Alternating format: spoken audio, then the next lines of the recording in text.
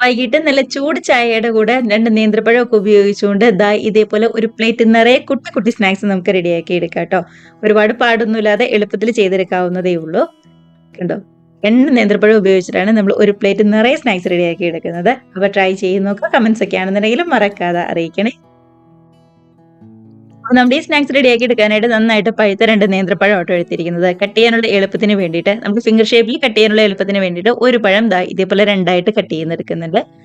അതിനുശേഷം തൊലി കളഞ്ഞിട്ട് നീളത്തില് ദാ ഇതേപോലെയും കൂടി കട്ട് ചെയ്തെടുക്കുക കേട്ടോ. നമ്മുടെ പഴത്തിന്റെ വണ്ണത്തിനും വലുപ്പത്തിനും ഒക്കെ അനുസരിച്ചിട്ട് വേണം നമ്മളൊന്ന് കട്ട് ചെയ്തെടുക്കാനായി. അതിനുശേഷം ഫിംഗർ ഷേപ്പ് കിട്ടാനായിട്ട് ഈ ഒരു പഴം വീണ്ടും ഒന്നും കൂടി നീളത്തിൽ കട്ട് ചെയ്തെടുക്കുന്നുണ്ട്. അപ്പൊ ഇത്രയും മതി. ഇനി ഒരുപാട് അങ്ങോട്ട് തീരെ പൊടിയൊന്നും ആക്കണ്ട. ദാ ഇതേപോലെ കട്ട് ചെയ്തെടുത്താൽ മാത്രം മതി കേട്ടോ. അപ്പൊ നമ്മൾ എടുത്തിരിക്കുന്ന ഓരോ പഴവും ദാ ഇതേപോലെ നീളത്തിൽ ഇങ്ങോട്ട് കട്ട് ചെയ്തെടുക്കുക കേട്ടോ. 2 നേന്ത്രപ്പഴേ ഉള്ളൂ എന്നുണ്ടെങ്കിലും ഒരു പ്ലേറ്റ് നിറയെ സ്നാക്സ് കിട്ടാനായിട്ടാണ് ദാ ഇതേപോലെ നമ്മൾ ചെറിയ രീതിയിൽ, അതായത് നമ്മുടെ ഫിംഗർ ഷേപ്പിൽ ഇങ്ങോട്ട് കട്ട് ചെയ്തെടുക്കുന്നത്. അടുത്തതായി 2 നേന്ത്രപ്പഴം ഇതേപോലെ കട്ട് ചെയ്തെടുത്തിട്ടുണ്ട്. ഇനിയിപ്പോൾ നമുക്ക് മാവ് ഒന്ന് റെഡിയാക്കി എടുക്കാം. നമ്മൾ കട്ട് ചെയ്യുമ്പോൾ തീരെ കനം കുറഞ്ഞും പോകരുത്, ഒരുപാട് കനം കൂടിയും പോകരുത്. അക്കാര്യം കൂടി ഒന്ന് ശ്രദ്ധിച്ചാൽ മാത്രം മതി. മാവ് റെഡിയാക്കി എടുക്കാനായിട്ട് ദാ ഒരു ബൗളിലേക്ക് ഒരു 1/2 കപ്പ് മൈദയാണ് ചേർത്ത് കൊടുക്കുന്നത്. കൂടെ തന്നെ ഇതിനകത്തേക്ക് ഒരു 2 ടേബിൾ സ്പൂൺ പഞ്ചസാരയും കൂടി ചേർത്ത് കൊടുക്കുന്നുണ്ട്. പഴത്തിന് നല്ല മധുരം ഉണ്ടെന്നുണ്ടെങ്കിൽ 1 ടേബിൾ സ്പൂൺ ഒക്കെ ചേർത്താൽ മതി. കൂടെ തന്നെ ടേസ്റ്റിന് വേണ്ടി കുറച്ച് ഏലക്കപ്പൊടിയും അതേപോലെ തന്നെ കളറിന് വേണ്ടിയിട്ട് ഒരു പിഞ്ച് മാത്രം മഞ്ഞൾപ്പൊടിയും കൂടി ചേർത്ത് കൊടുക്കുന്നുണ്ട്. ഇതെല്ലാം കൂടി നന്നായിട്ട് ഒന്നുകൂടി മിക്സ് ചെയ്തതിന് ശേഷം കുറച്ച് കുറച്ച് വെള്ളം ഒഴിച്ച് ഒട്ടും തന്നെ കട്ടകളൊന്നുമില്ലാതെ നമുക്ക് വേണ്ടി മിക്സ് ചെയ്തെടുക്കാം. വെള്ളം ഒഴിക്കുമ്പോൾ ആദ്യമേ ഒരുമിച്ച് ഒഴിച്ചു കൊടുക്കരുത്. ഇതേപോലെ കുറച്ച് കുറച്ച് ഒഴിച്ച് നോക്കിയിട്ട് മാത്രം ആവശ്യത്തിന് ഒഴിച്ചു കൊടുത്താൽ മതി കേട്ടോ. ഇല്ലാന്നുണ്ടെങ്കിൽ മാവ് ഭയങ്കരമായിട്ട് ലൂസായി പോവും. അപ്പോൾ പാകത്തിന് വെള്ളം നോക്കി ഇതേപോലെ ഒരുപാട് ലൂസും അല്ല ഒരുപാട് കട്ടിയല്ലാത്ത ഈ ഒരു പരുവത്തിൽ നമ്മളൊന്ന് മാവ് റെഡിയാക്കി എടുക്കാം. കണ്ടോ, ഇതും മതി. ഇനിയപ്പോൾ നമുക്ക് വേണ്ടത് കുറച്ച് ബ്രെഡ് ക്രംസോ ഇല്ലാന്നുണ്ടെങ്കിൽ റസ്ക് പൊടിച്ചതോ ആണ് കേട്ടോ. ഒരു 3 ബ്രെഡ് ഞാൻ മിക്സിയുടെ ജാറിൽ നന്നായിട്ട് തന്നെ ഒന്നുകൂടി പൊടിച്ചെടുത്തതാണ്. അതിനുശേഷം ഓരോ പഴവും ദാ ഇതേപോലെ മൈദയുടെ മിക്സിലും ബ്രെഡ് ക്രംസിലും നന്നായിട്ട് തന്നെ ഒന്നുകൂടെ കവർ ചെയ്തും കൂടി എടുക്കാവേ. ഉണ്ടോ, ഇതേപോലെ നന്നായിട്ട് തന്നെ ഒന്നുകൂടെ കവർ ചെയ്തെടുക്കുക. ഇത്രയേ ഉള്ളൂ.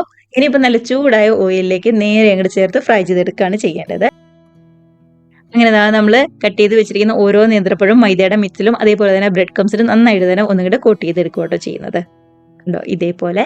ഇനിയിപ്പോൾ ഓയിലൊക്കെ നന്നായിട്ട് ചൂടായി വന്നപ്പോൾ ഗ്യാസിന്റെ ഫ്ലെയിം ഒരു മീഡിയം ഫ്ലെയിമിലേക്ക് വെക്കുക. ഇല്ലാന്നുണ്ടെങ്കിൽ പെട്ടെന്ന് അങ്ങോട്ട് കരിഞ്ഞു പോകും. ലോ ഫ്ലെയിമിൽ വെക്കുകയാണെന്നുണ്ടെങ്കിൽ ഒരുപാട് എണ്ണ കുടിക്കുകയും ചെയ്യും.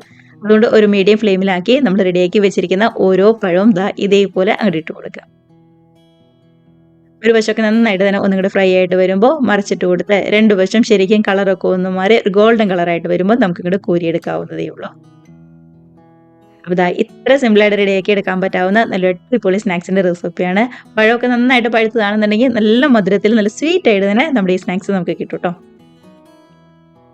ബ്രെഡ് ക്രംസോ അതേപോലെ തന്നെ റസ്കിന്റെ പൊടിയോ ഏതാണെന്നുണ്ടെങ്കിലും കുഴപ്പമില്ല. കണ്ടോ, ഇതേപോലെ 2 വശം നന്നായിട്ട് മൊരിഞ്ഞു വന്നപ്പോൾ കോരിയെടുത്ത് നല്ല ചൂട് ചായയുടെ ഒക്കെ കൂടെ അടിപൊളിയായിട്ടിരുന്ന് കഴിക്കാവുന്നതേ ഉള്ളൂ. അപ്പോൾ പഴമൊക്കെ കയ്യിൽ കിട്ടുമ്പോൾ ഉറപ്പായിട്ടും മിസ് ചെയ്യാതെ ട്രൈ ചെയ്ത് നോക്കുക. കമന്റ്സ് ഒക്കെ ആണെന്നുണ്ടെങ്കിലും മറക്കാതെ അറിയിക്കണേ. അടുത്ത ബാച്ചും ഇതേപോലെ നല്ല ചൂടായ ഓയിലിലേക്ക് ഇട്ട് പെട്ടെന്ന് ഫ്രൈ ചെയ്തെടുക്കാവുന്നതേ ഉള്ളൂ. അപ്പോൾ ഇത്രയേ ഉള്ളൂ നമ്മുടെ റെസിപ്പി എന്ന് പറയുന്നത്. കണ്ടോ, കാണാൻ തന്നെയാണെന്നുണ്ടെങ്കിലും എന്ത് ഭംഗിയാന്ന് നോക്കിയേ. കുഞ്ഞു കുഞ്ഞു ഫിംഗർ ഷേപ്പിലായതുകൊണ്ട് എപ്പോൾ പഴം വേണമെന്നുണ്ടെങ്കിലും ഇരുന്ന ഇരിപ്പിന് കഴിച്ചു പോവുകയും ചെയ്യും. കുട്ടിസിനൊക്കെ കൊടുക്കുകയാണെന്നുണ്ടെങ്കിൽ പാത്രം എപ്പോൾ കാലിയാക്കിയതെന്ന് ചോദിച്ചാൽ മതി. അപ്പോൾ മിസ് ചെയ്യാതെ ട്രൈ ചെയ്ത് നോക്കുക. കമന്റ്സ് ഒക്കെ മറക്കാതെ അറിയിക്കുക. അതേപോലെ തന്നെ വീഡിയോ റെസിപ്പിക്ക് ഇഷ്ടമായിട്ടുണ്ടെങ്കിൽ ഒന്ന് ലൈക്ക് അടിച്ച് ഷെയറും കൂടി ചെയ്യാനും, ആദ്യമായിട്ട് നമ്മുടെ ചാനൽ കാണുന്നവരുണ്ടെന്നുണ്ടെങ്കിൽ പ്ലീസ് നമ്മുടെ ചാനലും കൂടി സബ്സ്ക്രൈബ് ചെയ്യാനായിട്ട് മറക്കല്ലേ. അപ്പോൾ നമുക്ക് ഇതേപോലുള്ള പുതിയ പുതിയ വീഡിയോസും റെസിപ്പീസൊക്കെ ആയിട്ട് വീണ്ടും കാണാം. അതുവരെ എല്ലാവർക്കും ബൈ.